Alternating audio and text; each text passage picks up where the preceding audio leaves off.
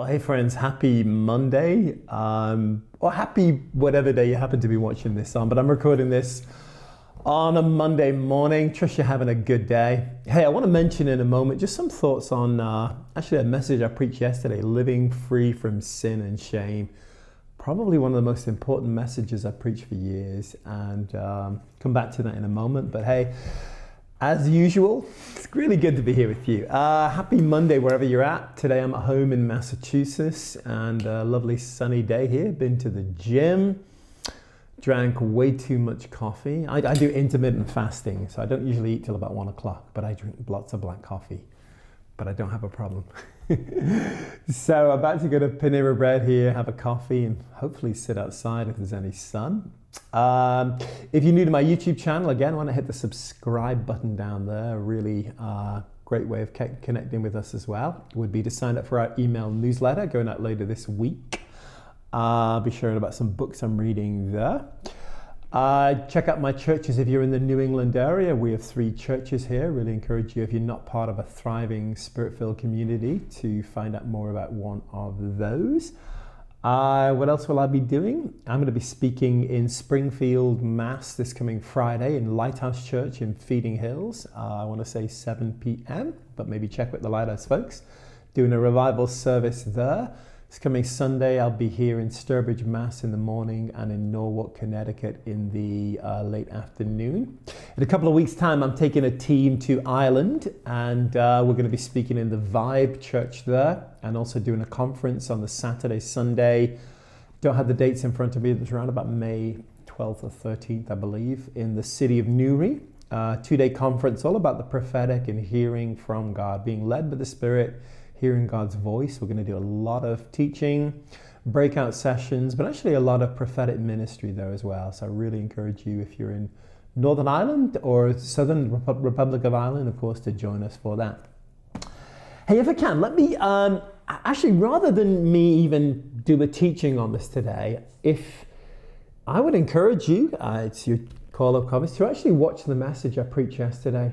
Preach a really important message. I'll try and put a link, a little thing that pops up somewhere in this video for that. I was actually teaching about freedom from sin and shame for the Christian, not for the non-Christian. Freedom from temptation.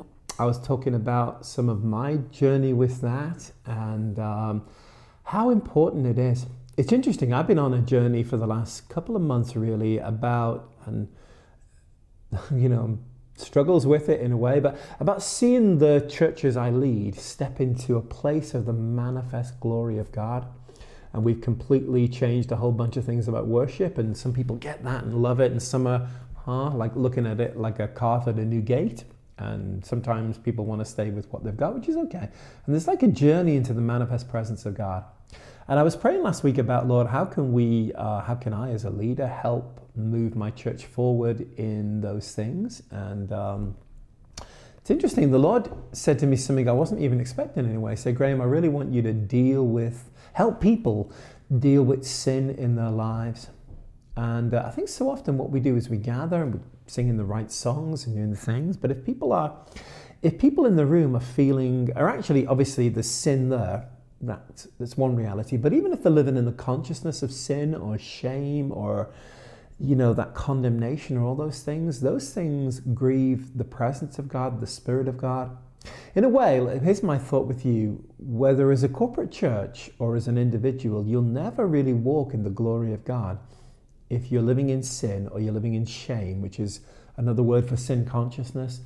And I was talking about how Christians can really get the victory over sin. I think in one sense, and I preach this in my message, again, check it out. While we're in this body, while we're here on the earth, I think it's possible that we can live completely free from sin. I think we're always going to be fighting, not fighting for freedom, but fighting from freedom. Paul says in Galatians 5:1, Christ has set you free. He said it's for freedom that Christ has set you free.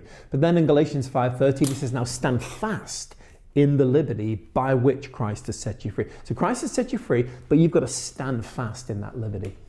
And I think, again, it depends on the context, but we don't always talk enough in charismatic circles about sin, about temptation. I talk about, pride, lust, different things like that. How to really live free, because God wants us free. And one thing I know as well is anybody who's truly born again, they don't want to sin. Let me say that again. Anybody who's truly born again really wants to live in freedom. If you're okay with sin and you're never convicted by it, I don't probably think you're not born again. I'm just being honest with you. And but I see people who really love God and they live under the weight of this thing. And I think there's such a connection between freedom from sin and the glory of God in worship. And again, encourage you to watch the video. I'm going to be preaching a part 2 on that next Sunday about the habits and the practice of freedom. How does a free people live? And encourage you to be there live. You always get about 10 times more being in the room than you do watching a video like this one. So encourage you to be there wherever you're at. Have a great day, guys. I need some more coffee. But yeah, and drop me a line. Love to hear from you. And again, hit that subscribe button if you're watching this. Bye for now.